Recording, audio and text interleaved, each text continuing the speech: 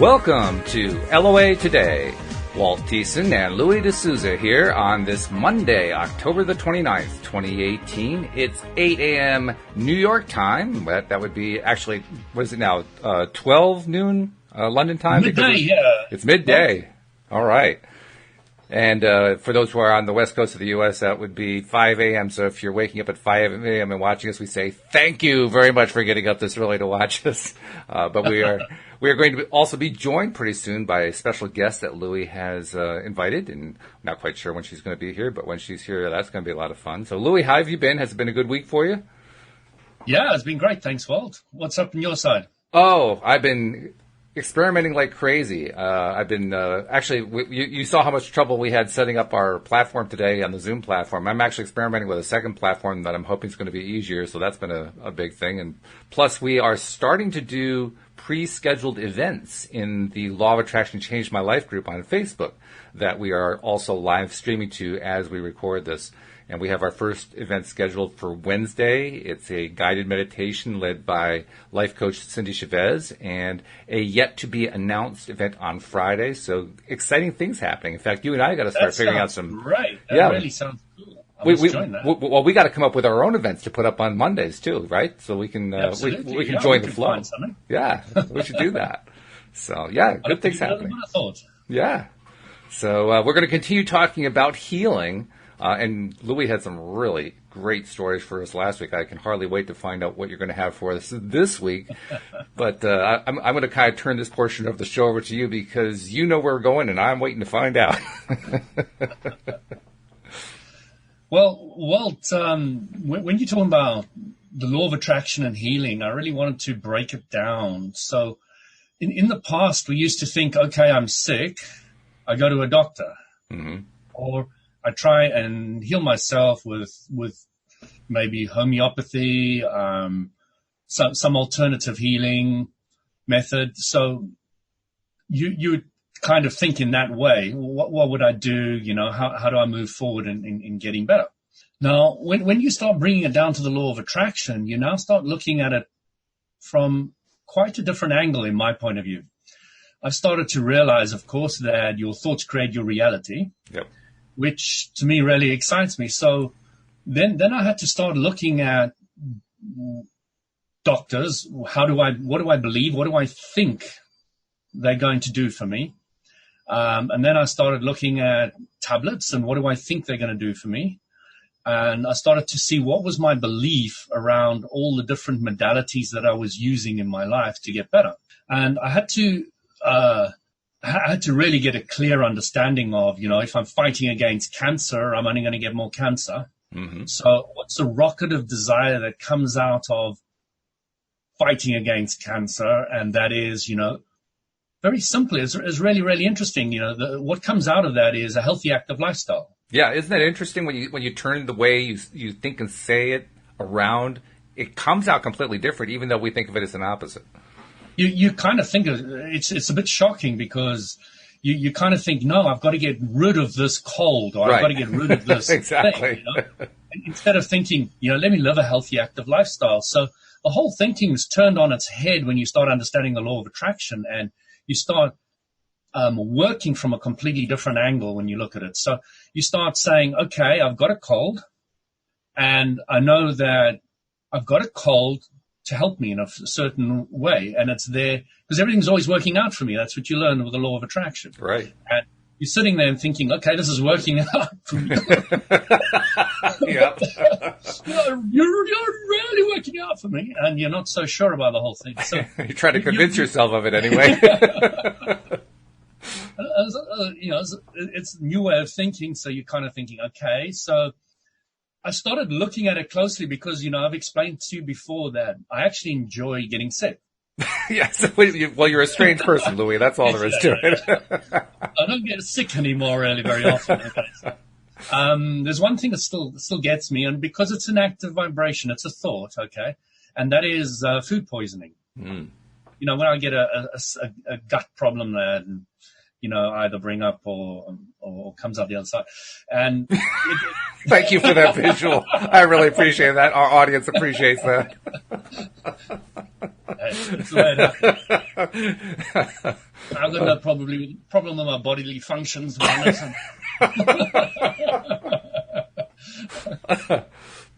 As a little boy, I was going into the bushes and making poos and turning around and dissecting them and looking at them to try and understand.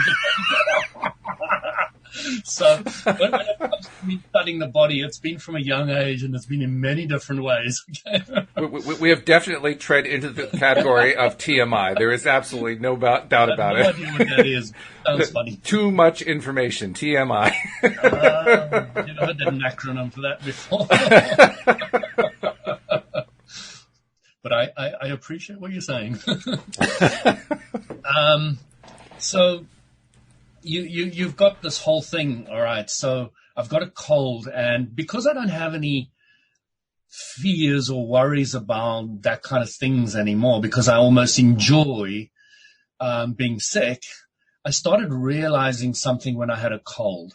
When I had aches and pains, so, maybe your knee was a bit sore, your hip, or oh yeah, you had a little pain in your shoulder or something like that. When I got a really bad cold, I noticed something fascinating. I noticed that all those symptoms vanished and the cold was dominant. Okay. So I realized that my thinking had been distracted from the other one significantly enough that they vanished. Yeah. Now that's a really interesting understanding, because then you really understand it's your thoughts that have moved you into that place. You're right. That's when you first observe that, when you first notice that is, it's hard to notice, first of all, because you're so consumed with being sick. But when you realize that you are totally consumed with it, that you can't even mentally break out of it, and that this is something that you did, you put yourself in that mindset, that's a breakthrough.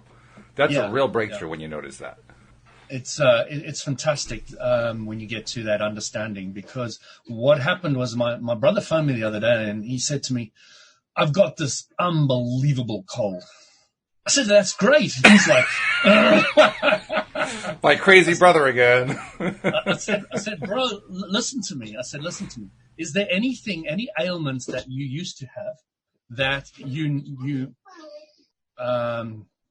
sorry, I just want to ask my wife. Darling, can you close the door, please? Thanks. So I asked him, is there any symptoms that you used to have, that have been with you over a long period of time that have vanished suddenly? And he said, no.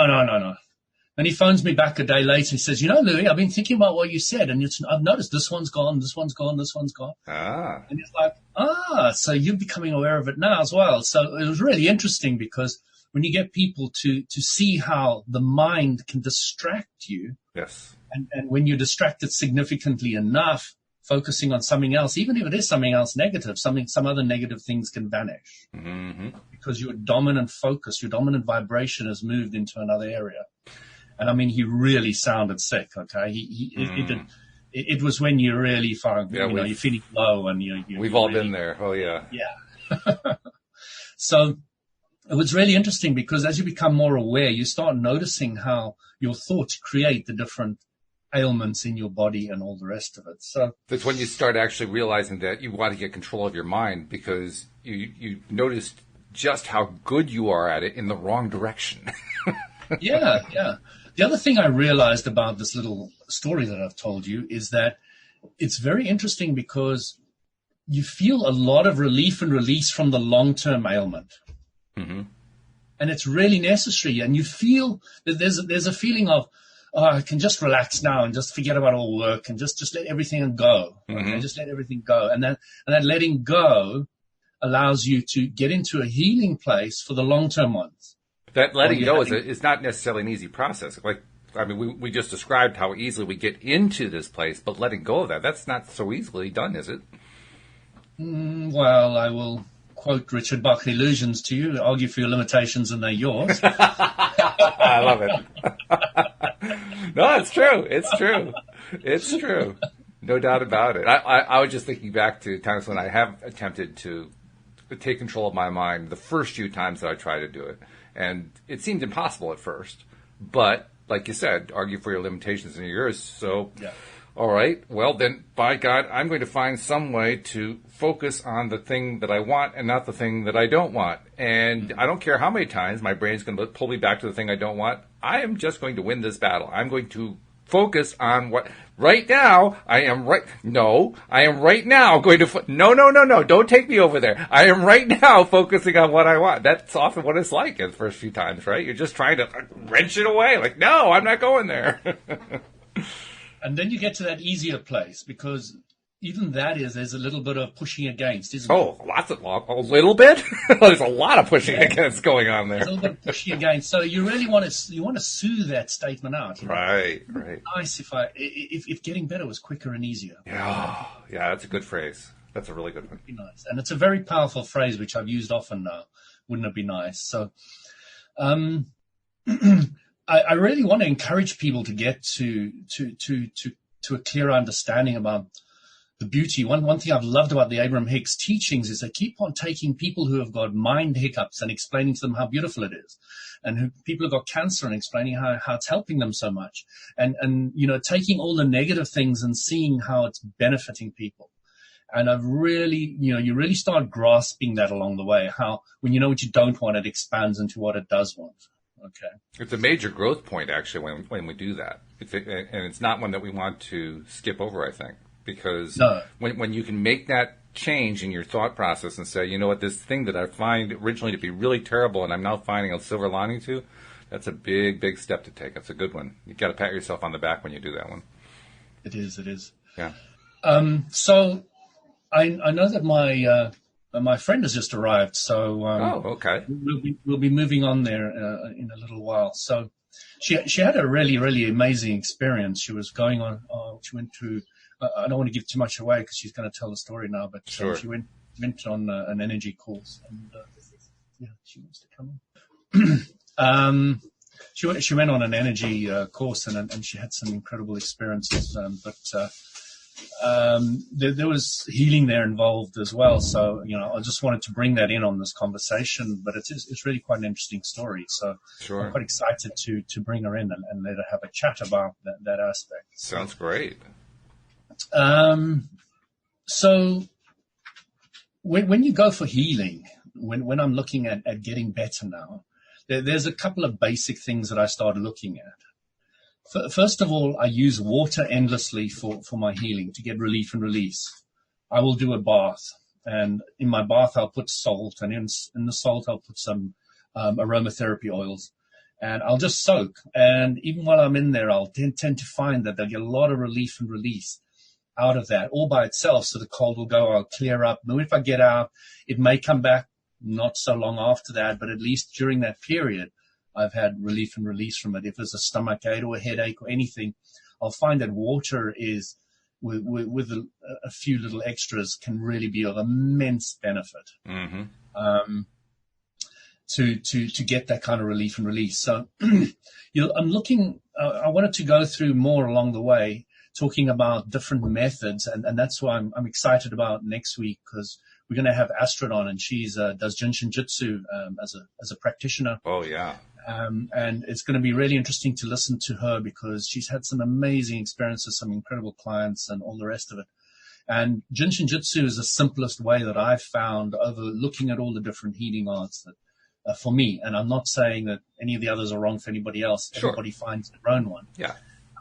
That is the quickest and easiest one for me, just to get relief and release. So I'm excited to talk about that next week as well. So yeah, sounds good. That one will be really, really good. So Liz is here, so just give me a few seconds. All right. And while you're getting Lizzie in there, I'll just give a couple announcements, reminding people. Yeah, sure. Let's get those down. Reminding people that if you're not yet a subscriber to the podcast, please do consider becoming a subscriber so that you can get access to all of the episodes after they're created, coming streaming right to your smartphone. Easy to do. If you aren't sure how to subscribe, just go to the homepage of our website at loatoday.net, and you will find instructions on how to do it listed there. There are icons for Android phones, icons for iPhones, and You can just basically click your way through it, and all of a sudden you're subscribed. It's just that simple. And once you're a subscriber, and for our existing subscribers, please continue to post on your favorite social media channels that you are subscribing and listening to. Listen every time that you listen. Tweet something or post something on Facebook. Hey, I'm listening to LOAtoday.net, because that repetition, putting the message out there that our listeners are listening and they're saying that they're listening, is making a difference in terms of more and more people getting their daily dose of happy. And we really appreciate it when you help get the word out, because we want to get so much. We have so much information to get out there, and we want to get it out there to the millions. And law of attraction, that's one of the ways to do it, right? That's probably the best way to do it, by simply putting out what it is that you want and staying off what you don't want, and all of a sudden people find you. So thank you for becoming a subscriber. Thank you for sharing, and thank you for listening. We appreciate you both listening here on the podcast, and if you're listening by the Law of Attraction Changed My Life group on Facebook, we love having you too. So, you want to do the introductions, or are you ready yet? I'm not sure if I'm rushing you yet, but I just got my promos done. No, I've just put you on mute so I can have a quick chat, and we're ready to go. I just wanted to give you a quick introduction. Liz is one of the mothers. So my daughter and her daughter go to the same school in the same class. And we met many years ago when I was carrying my daughter on my chest, going to a kindergarten type class, and Liz saw me on the road. She bumped into me, started chatting, and since then we've been friends. And it's been how many years now? Over 10 years. Yeah. Fantastic. So just going to pass you over to Liz, and when she's finished, I will just continue, and then we'll wrap up. I think that'll probably be the end of the session. Sounds good. Okay, I'm going to hand you over now. Hi there, Liz. Hello there. How are you? Okay, very well. Am I supposed to? I'm not very technological. Quite sensitive. So hopefully, can you hear me? Oh, you're just fine. Your volume is great. Am I sitting in the right place? So, Louis said he'd been speaking on his podcasts about health, and wondered if I'd like to come and share an experience that I had last year. Mm-hmm. And basically, I had my first experience of mental health problem. And I thought I'd come and share what I learned from it, and hopefully it might be of benefit for someone else. Yeah. So basically, in January last year, I went on a weekend conference, a personal development conference, which was amazing. It was brilliant training. It gave you lots of tools to help you design and create the kind of life you might really love living. But it was in LA. They had very, very high energy. I imagine. And it was extremely intense from 9 a.m. to 9 p.m. And on the plane on the way over, I didn't sleep. And I didn't sleep much at the conference. Oh, and dear. Didn't on the way back. So basically, I got massive sleep deprivation with the jet lag, and I had a manic episode, which I'd never had before. And I did it properly, and I had 3 nights in a real high security mental institute. Oh my goodness! Which was extremely scary, but amazing experience. Even journalists wouldn't be able to pay to have okay. But luckily, in the experience, I had all these stories and ideas that were coming to me, and nothing ever came to a conclusion. But I was, they were all pointing to the disconnection that I was seeing in the world, particularly technological, everyone on their phones disconnected with each other, particularly disconnected with the earth. I'm quite an environmentalist as well. I could see that it was making everyone sick. Yeah. So when I was particularly concerned about sort of the lack of connection with the earth. So afterwards, luckily, I recovered very quickly. I've got wonderful friends and family that sort of supported me, and once I'd got enough sleep, I was much better. Yeah, that does help too. It does. But I did a lot of reading and learned a lot about psychology, and I began to realise that whatever you see out there is actually what you have inside you. So I realised that if I was seeing a lot of disconnection out there, that's what I had inside me. And I'm lucky that I'm a pretty happy person. And I've learned lots of sort of, I suppose, along the lines of law of attraction, things focusing on what you want, focusing on gratitude. I've kept a gratitude diary for sort of, quite a few years, possibly about 7 years now. Wow. But somehow I think I've possibly been avoiding my own negative emotion without really even knowing it. Well, I think that's why we all do that. I mean, is there anybody who doesn't do that? We don't want the negative emotions. Of course we avoid them. Why wouldn't we do that? But Louis says quite frequently, in relation to the law of attraction, that your emotions are your guidance system. Mm. And I know I'm English, and we English are particularly known for being stiff upper lip and sort of not actually being very in contact with your emotions. But I've had an excellent, very expensive education. I speak lots of languages, and I was shocked at how little I knew about emotions, and how I don't think many of us had much training in recognizing and identifying and knowing what to do with. And as I came in, Louis was talking about releasing your emotions. So I've been learning a lot, and there's a few messages have come to me from different quarters. People have said, "Oh, maybe you've got sort of hidden anger," and I feel like a very happy person. I don't feel particularly angry, but I thought I would try and write an anger diary. So I've been keeping a diary. Particularly if you have children, I think, and dare I say a husband. Well, I won't tell, but unfortunately you've just told the world, so I can't do much about that.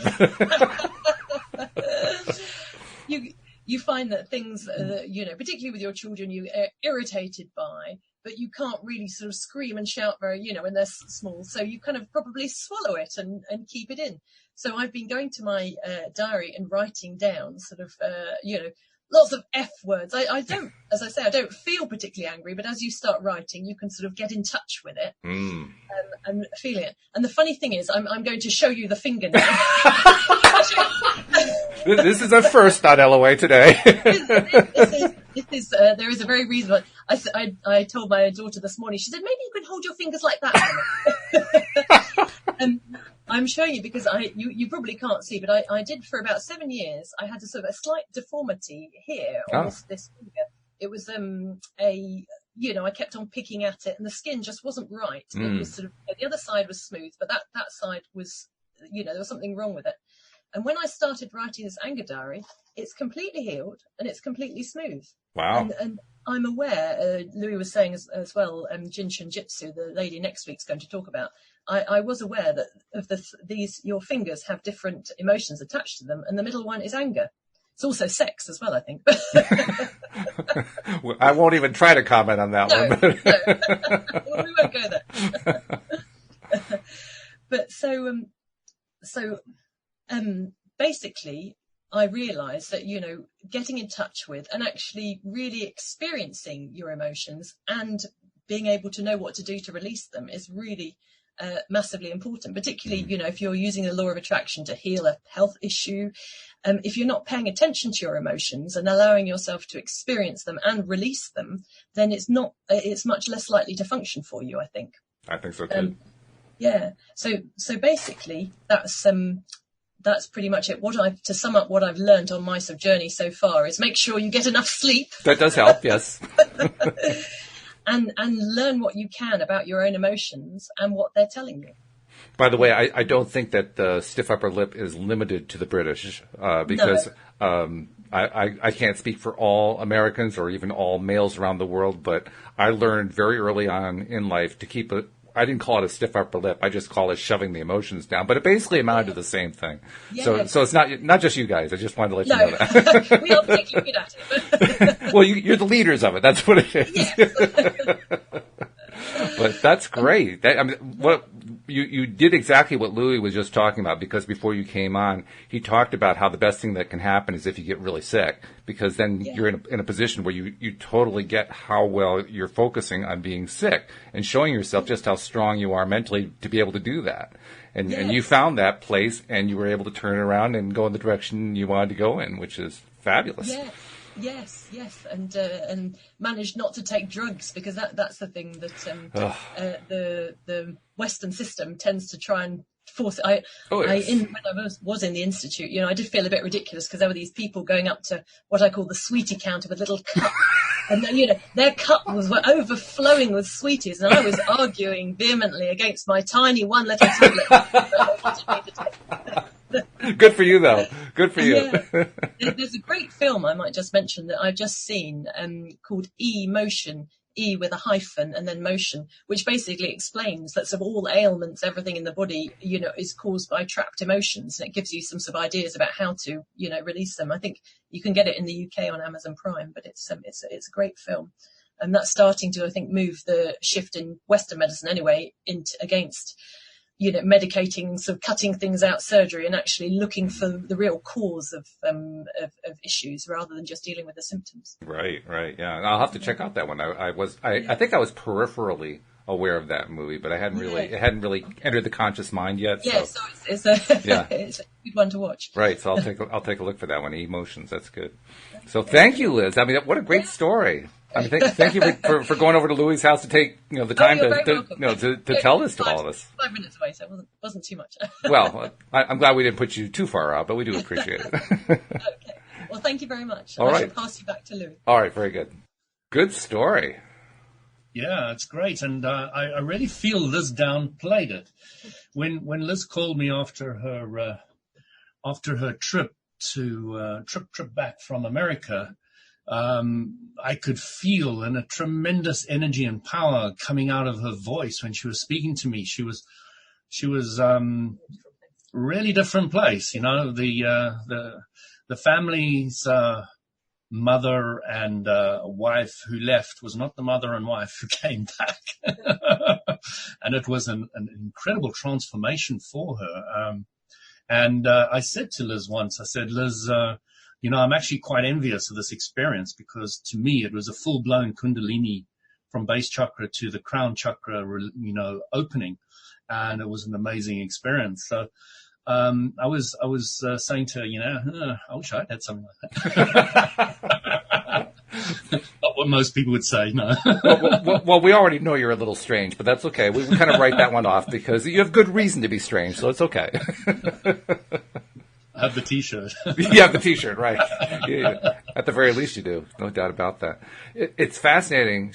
The story she tells certainly mirrored what we talked about before she came on the show about how you get to that really bad place, like if you're dealing with an illness and you're just so sick, and that's actually the best place to be in because you understand and realize how powerful your focus is to be in that place in the first place because you can't see anything else.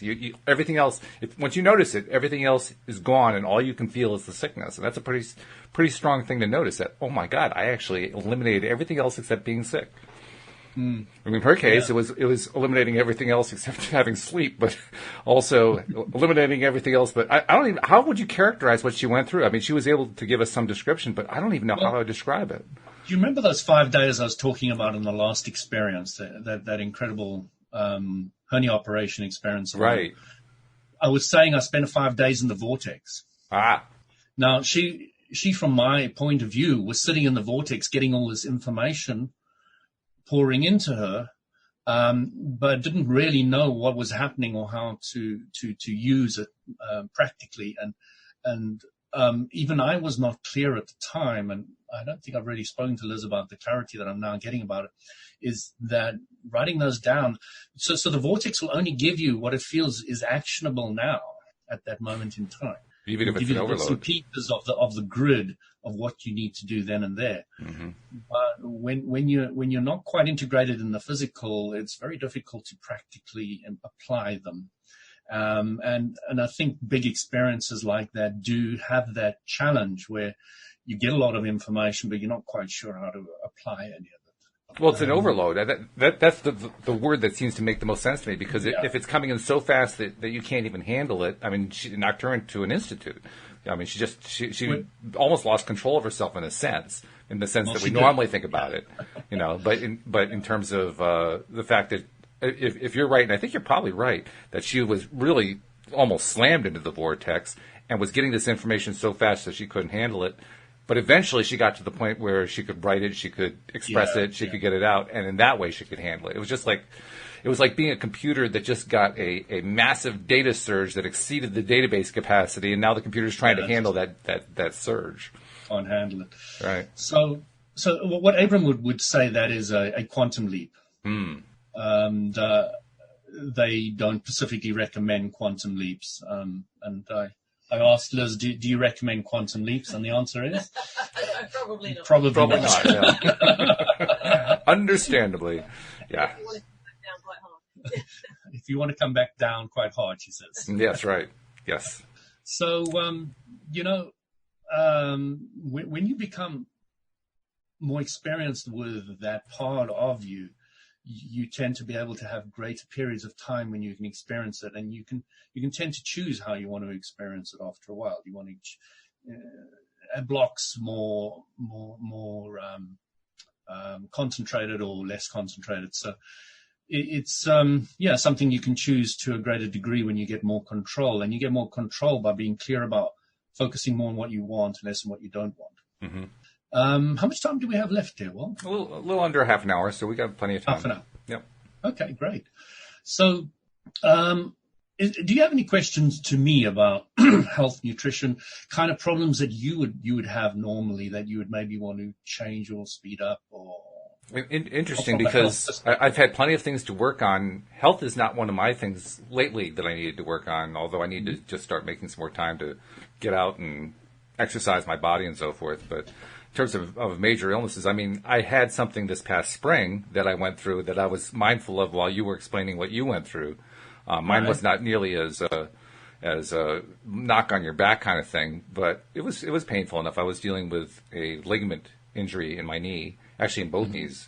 And at one point, it got so severe that I had to just lie down. I couldn't do anything else and apply a lot of ice and so forth. But in the midst of doing that, I decided, okay, well, this is a good time to start practicing what I've been learning and what I've been talking about on the show and what my co-hosts have been telling me about, and see if I can direct my attention to what I want and take it off what I don't want. And it was that's where I was coming from when I was talking about how it can be that struggle when you're first playing with it.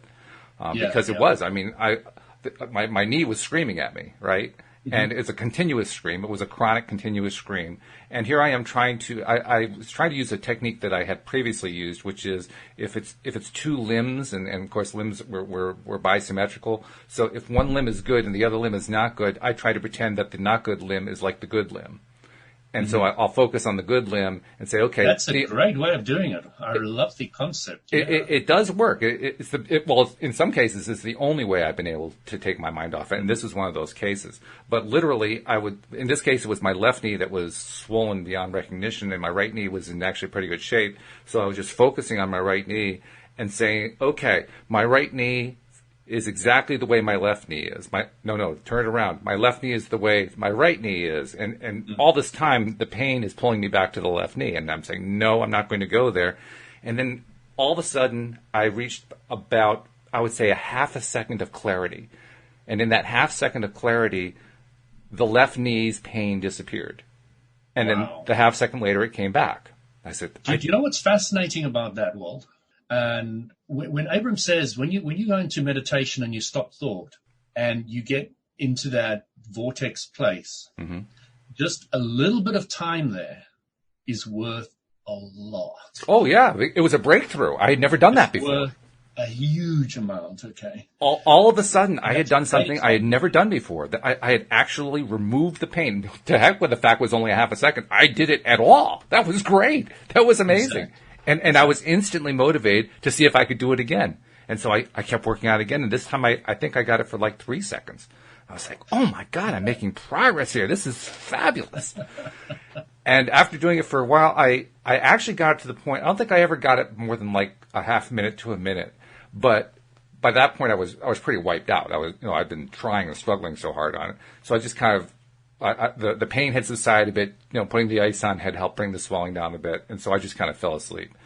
And then after I woke up and started moving around and so forth, I found the pain had been greatly reduced. And after doing some more imagining of what it would be like to have the left knee feeling like the right knee, I think it was within about a week that the pain had reduced by about 95%.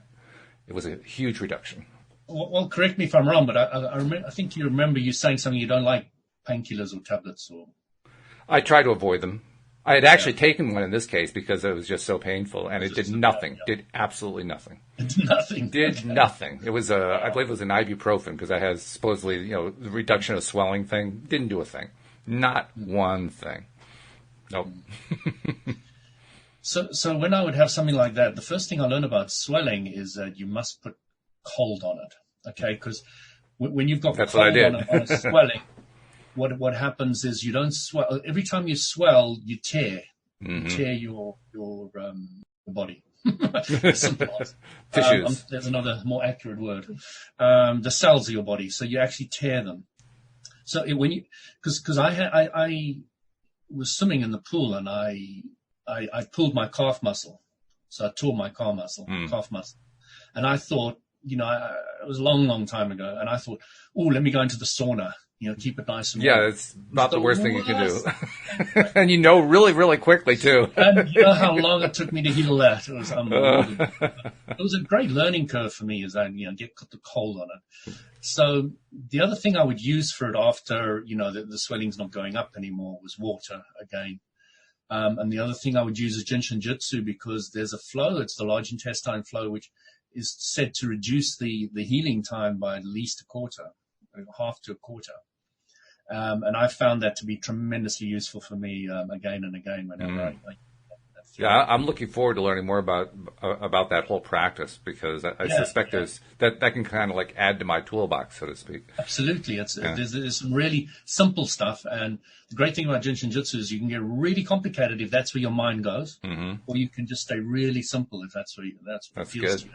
And it allows, there's a scope for everybody to go as far or as close as they want to play with it, which I love about that kind of And I totally get what you mean about cold, because I tried the exact same thing. I didn't do it with getting in the shower, but I tried applying heat, and the heat is what put me on my back. That's why I couldn't move anymore. And so we said, okay, well, my wife's trying to help me out, so let's try ice instead. And we actually didn't even have an ice bag. We just got a towel and wrapped it in ice, put it on the knee. Try to put some padding in there so that it doesn't absolutely give you ice burn or something like that. But it was painful, but it was worth it, because it did bring the swelling down considerably. I mean, it didn't eliminate the problem, but it really helped a lot. So I've really been looking at the idea now. When I look at a tablet, what is my belief in it? When I'm looking at Jinshin Jitsu, what is my belief in it? When I'm looking at Arnica cream, what is my belief in it? What cream is that? Arnica. So that's very good for swelling. Oh, okay. I don't know about it. You don't know Arnica? Wow, No. It's very, very well known and popular. So it's something you can get over the counter. Well, it just shows how limited my experience is. So. Not necessarily in different areas. We're all good. So it really was interesting, because I started to see how much time had I thought that this is actually good for me. How much time, I don't have a huge amount of respect for the medical doctor. When I look at the medical doctor now, they're good at making diagnosis. They're good at maybe patching you up with a needle and thread, or opening you up and taking something out if necessary. But when it comes to a lot of their suggestions of how to treat things, because of my confidence and my understanding of my own body, is not something I'll go down many routes that they necessarily suggest. And every time I have gone down a route that they've suggested that kind of didn't feel 100% okay with me, it never worked. It does never work. So I had to be really, really careful about my thought processes and what I believe and what's going to work for me and what's not going to work for me. And I've taken almost complete responsibility for my own health, my own body. So, I run exercise classes. I take very good nutrition in my body. And I do Jinshin Jitsu very often. And I do little things. And I don't want it to overcrowd anything. So I've made sure that I just do the minimum. And then I focus on what I want, and I'm going out there. My body's okay. My mind's okay. Everything's okay. So I'm just spending that energy and that time, not worrying about my health anymore, because that's kind of the basis set, and I've got all the basic blocks in place. And I think you've also done something really important. You have set yourself a habitual pattern. That habitual pattern makes a huge difference. I think one of the reasons we tend to get less than desirable results from alternative modalities is we try them once or we try them twice. We don't turn it into a habit. So even though it was a minimal amount that you were putting in, it was a habitually minimal amount. And that habit, because you're doing it every single day, I think that's what makes the whole difference. They call it compound interest in the money world, don't they? They do, indeed, yes. doing a little bit often, and then building up good habits. So good habits are what? They're nothing more than good thoughts. That's true. Yeah. So when people talk about attitude's just good. Well, good or bad thoughts. You have good or bad attitudes, but it's just good thoughts. So it goes back to the initial concept that thoughts create your reality. And it's really important for people to grasp that when they want to learn to heal, is that their thoughts are primary in the healing process. So if you are not particularly confident about your healing or your healing process, then in a way, it's what Abram was saying is you're committing suicide. In the long term. You're committing in long term or whatever term. You're harming the body with your belief structure. So that's another breakthrough right there, is recognizing just how habitual the negative thought patterns have been. The thought patterns that we don't want, that we keep focusing on anyway. And even when you notice it, even if you find that you're having trouble switching it around and focusing on what you want, just the recognition of it is big. Because a lot of people don't recognize it. A lot of people aren't even aware that it's an issue. No. And it literally changes your life when you start getting it, because you start being clearer about what you want and spending more time focusing on it. That's right. And it sounds very simple. Doesn't it? Very simple. But it's a process where, you don't go from here to here in a second. There's a gradual curve to it. And it takes time for you to get to that place where you're really confident about your health and your body, and you actually become confident about death. Yeah. You realize that it is an ultimate thing that's going to happen to everybody.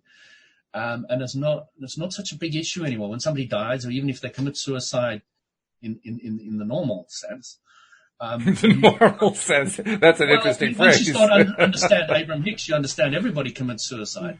But when you're talking about society and the way they look at suicide, you understand that they think that somebody who actually goes out there and hangs themselves or jumps off a bridge or something. So when I say in the normal sense, even when they do that, you don't feel bad about it anymore. You don't feel any of the negativity. They've reemerged into non-physical, and everything's always working out for you, which is really difficult concept for a lot of people to really get behind when they haven't had the exposure to kind of the understandings that Abram has brought in there. I know also that what made a difference for me was when my father died.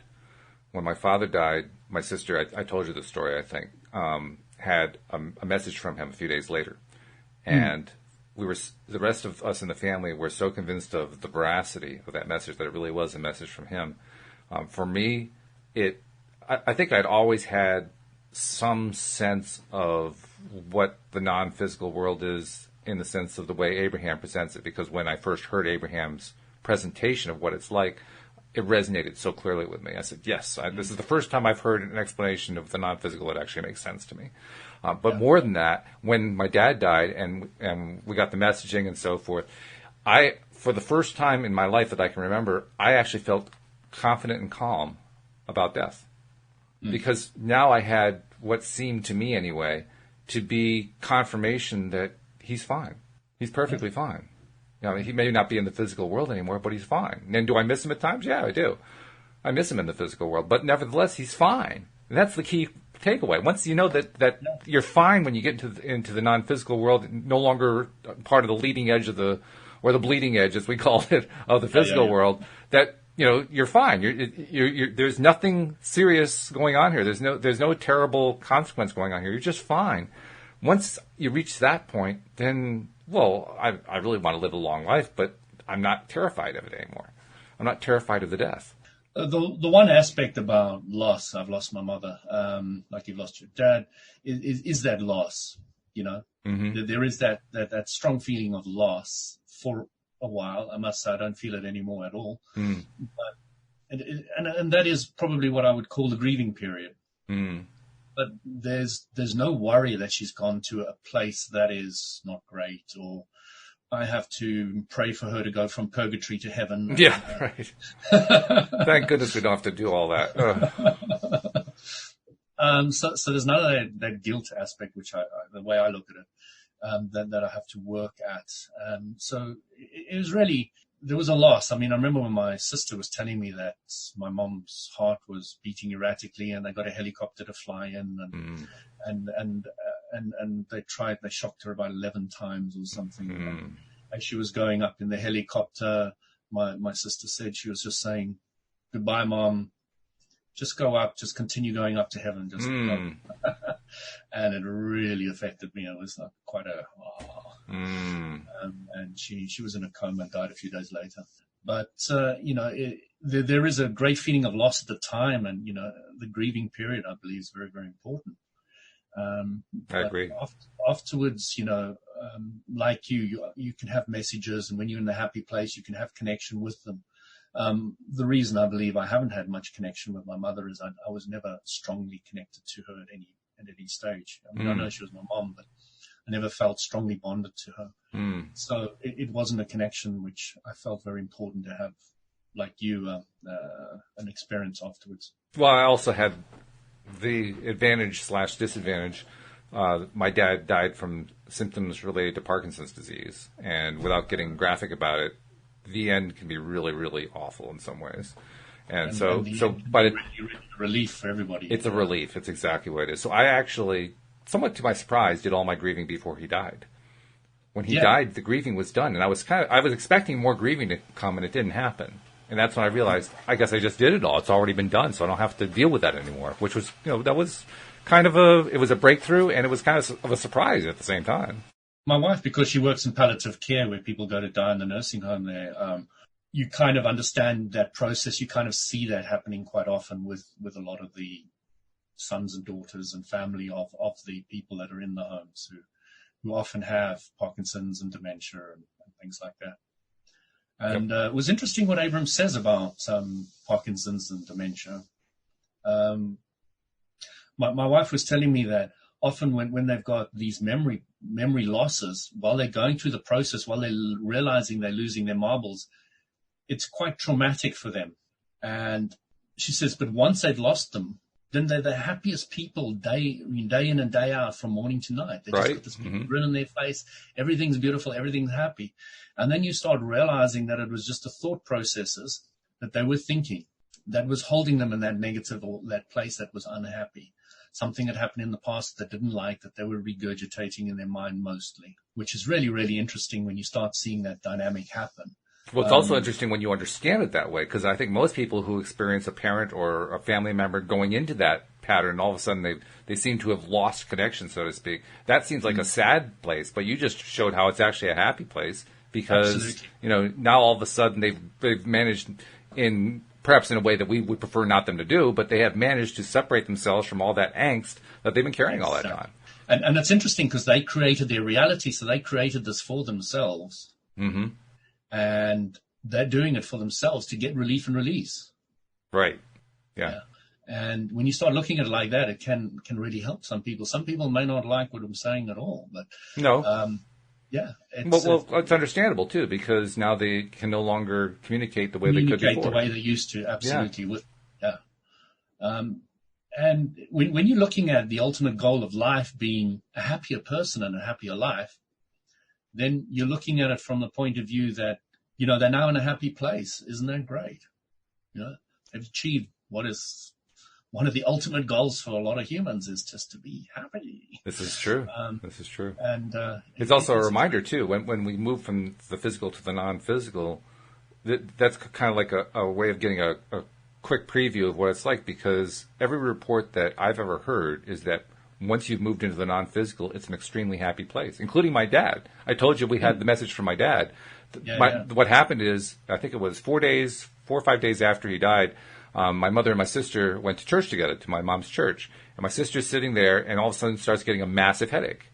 And she'd taken enough psychic classes to be taught that a massive headache can mean that you're being contacted by somebody from the non-physical who's having trouble getting the pain receptor straight and not pushing too hard and so forth. So she thought immediately of my dad and said, "Dad, is that you?" And got instantly back a yes. Mm-hmm. And my sister, being my sister, the first thing she thought of was, "What's it like on the other side?" And the answer, on the far side. That's right, on the far side. That's right.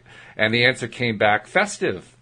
Festive, yeah. Festive. And that, by the way, that was the proof for me that my sister had not made this up. Because if my sister had come up with a word to describe it, she would have said amazing, fantastic, incredible.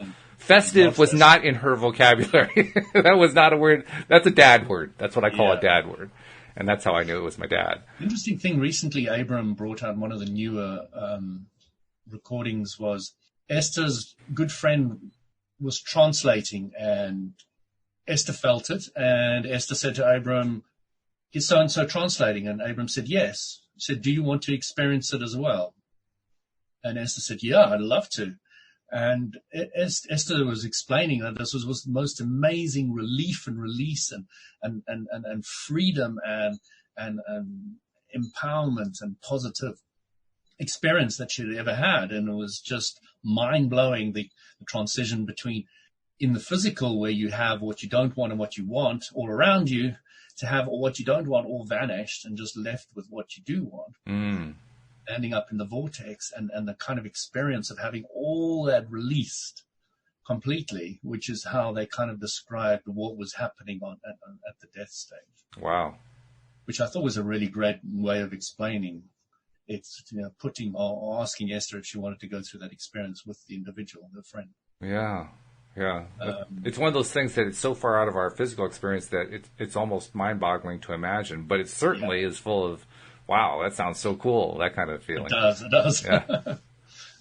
Gives you another perspective to chew on, even if you don't fully agree with it or believe it. What else can we talk about with health and healing? There's so much. Well, I think we should return to the basic concept, which is that healing starts in the mind. And so perhaps maybe the best thing to talk about in the next, we've got 7 minutes left or so, maybe talk about what steps do you take? You're now more of an advanced practitioner because you've learned so much about this stuff with your wonderful position of being in colds and illnesses and so forth, as you describe it. But you've learned a bunch of stuff. So what's your favorite ways? I mean, you kind of outlined them briefly, the jiu-jitsu, what's the pronunciation of that? I got it wrong. Just think of jin like you're drinking. Jin. But it's spelled with a J. And shin like the shin of your leg. Jin shin. Yeah, jin shin jitsu. Jin shin jitsu. Okay. So if you just type jin shin in the website, you'll find it easily enough. But that's one of your modalities. But what's your favorite? How do you tend to, if you find yourself slipping, which doesn't sound like it happens very much anymore, but if you do find yourself slipping, what's your best way to turn it around? So I've found that different modalities work better in different circumstances. Okay, so if I've bumped my toe, I will obviously treat it quite differently to a stomach bug, or if I've got a cold, I'll treat it quite differently to a headache. So I kind of go to different modalities, and it might be interesting for me to actually formulate clarity about which problem I have and which solutions I tend to gravitate to. And maybe I can think about bringing that in next time, because there is quite a difference between all of them. I'd say it's worthwhile. When I've got a headache, I literally go into a child pose, the yoga child pose. So you're literally in a child position, but the head is on my bed. And I find that brings it can almost completely give me completely instant relief from headaches. When you say child position, you mean like fetal position? A fetal position. So put your knees on a bed, go into kind of a fetal position, put your head onto the bed or onto a yoga mat, and then put a little bit of pressure so that you're straightening the neck. Okay. So you're letting the neck become a bit longer. That's what I do for a headache, which would be completely different. Now, headaches, I tend to now and again, although I haven't done it for quite a while, I tend to take a tablet. I take a quarter tablet painkiller just to get that initial relief and release while I'm working with all the other things that I'm doing. So I'm happy to use medication now and again, very in small quantities, to be able to just shift me in a little bit more in that direction, which is quite fun. Colds, I would do a bath with a bit of salt and aromatherapy oil, mostly lavender. I find it very, very effective. and literally I say within say 10 minutes to half an hour, and I put my head completely in the water, I completely submerge it, so that I'm actually, my ears in the water as well. And I find I can get rid of a cold almost completely. But as I say, as I get out, the cold will tend to come back. Okay. When I'm not in that place of releasing it. But it's given me that space, like the headache tablet gave me the space. So I'm always looking for gaps. If it's chronic enough, if it's mild, don't bother with any of that. You can deal with it in other ways. Such as but what? Now when you say other ways, what are the other ways? Let's touch on that. Let's not skip that. Let's dig into them all. So I would use homeopathy. Okay. I'm a big fan of tissue salts, which you may or may not have heard of. Have not. Okay. You can get them over the counter. There's 12 tissue salts, and you get the ones for cold. The most amazing ones is for teething for kids. Really? We've used them for both our children, and you just give them one, and that red face within 10 minutes to half an hour, gone completely, no pain, no worries, nothing else, and it's completely harmless. It's like a homeopathy tablet, but they've mixed a certain ones of the 12, and they put it in a specific one for teething. So you need kind of know which ones to mix. There's a little booklet you can get, and there's a lot of information. Tissue salts are amazing. They're absolutely incredible. I use the Bach remedies if I ever get a bit stressed.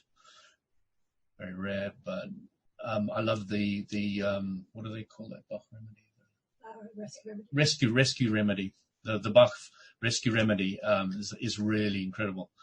I know that this is a European thing, and I know that Australians have created their remedies, and I'm not sure if America's also got theirs, but I wouldn't be surprised. So because you get different flowers in America, different flowers in Europe, and different flowers in Australia, right, or plants, you would use different remedies for your locale. So as I say, I'm aware that Australia's got theirs. I know Bach remedies are the ones that they use here, which is, imagine is a German guy with that name. So tissue salts are really incredible. You know, if you've got muscle spasms, very, very, very good. So what else would I do? Just trying to think. I don't get too many ailments anymore. Say about the bruises with the right hand and left hand bruises. So in Jinshin Jitsu, as well, if you ever get a cut, all right, so you got a small cut or big cut, doesn't matter what size it is. If you want to help somebody, you take your right hand and you put it on red, and you take your left hand and you put it over on top. Okay? Red meaning any red object? I'm talking about a cut. So you've got a wound where you've been cut, and you take your right hand, put it on top of it. On top of the wound. Oh, okay. Mm-hmm. On top of the wound, yeah. Mm-hmm. So you might want to put a gauze or something on top of it, so you're not directly on top of the wound. Right. Or you don't even have to touch the wound if it's too big. And I've literally seen the wound close up. Okay, and if you can stack up 3 or 4 different hands there, it's more powerful. But what this does is it closes up the wound. Wow. Right on red. Just remember, right on red, right hand. So if you're seeing somebody in the street and all the rest of it, and before the medics have come and all the rest of it, you just go put your hands there gently, and it'll close up the wound. Now the opposite has happened as well. I've got I had a thorn in my foot. Okay, so I couldn't get it out. I tried with a needle and all the rest of it, just wouldn't come out. Mm-hmm. And it was really annoying me. So I took the left hand and then the right hand on top of it. Not right on red now. It's now the opposite because you want to draw it out. Okay, so you swap the hands over. So right on red closes and brings it down. The other way around will open out. So I did it like that for about 10 minutes. My wife doubled up for me at that time because she was a nurse and trying to help me get this thing out as well, and we couldn't. And then I just fell asleep, woke up the next morning, and it literally had come out of the skin and was sitting right on top. Just take the tweezers and pull it out. Okay, so it had drawn it out. Wow. Which was to me amazing. It was just quite but I think we might have come to the end today. Yeah, we're actually a little bit over time, but that's all right. It just leaves me a little editing to do. That's no big deal. But this has been great, and I look forward to hearing your Jinshin Jitsu. Did I say it right? Your Jinshin Jitsu expert next week. Yeah, that's going to be fun. So, yeah, please, everybody, do tune in next time. I'm looking forward to bringing my sister-in-law, Astrid, on board. There we go. And we hope that you'll join us as well next time you're on LOA Today. Goodbye, everybody. Take care, everybody.